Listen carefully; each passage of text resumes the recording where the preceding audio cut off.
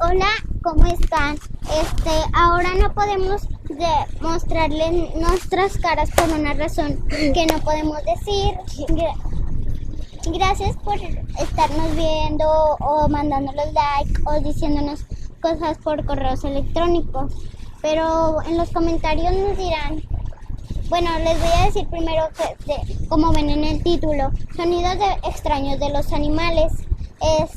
Nos dirán, tratarán de adivinar en los comentarios cuáles son los sonidos de animales para decirnos. Bueno, gracias por su atención, no podemos mostrarnos, pero bueno, bye.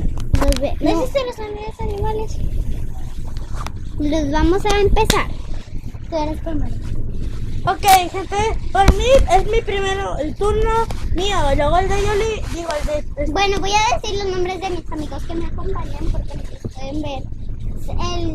El de un principiante amigo se llama Darío. ¿Cómo te llamas?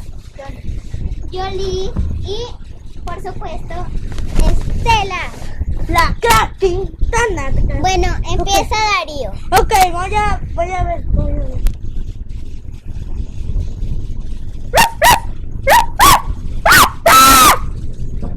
Bueno, ese fue un sonido, no sé si ustedes puedan adivinarlo, pero bueno. Sigue Yoli.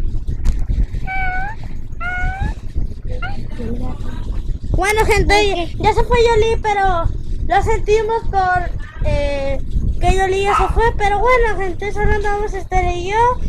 Yoli, diles un adiós. Adiós, Ok, gente de YouTube. Bueno, ahora sigo yo. Por ejemplo, la crack. Y a va a ser un sonido muy fácil.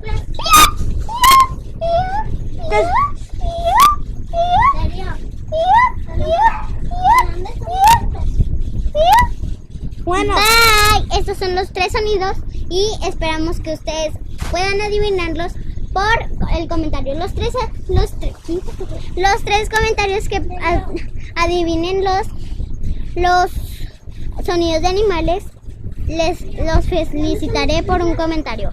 Bye, gente. Espero que les haya gustado el video. ¡Cállate ya!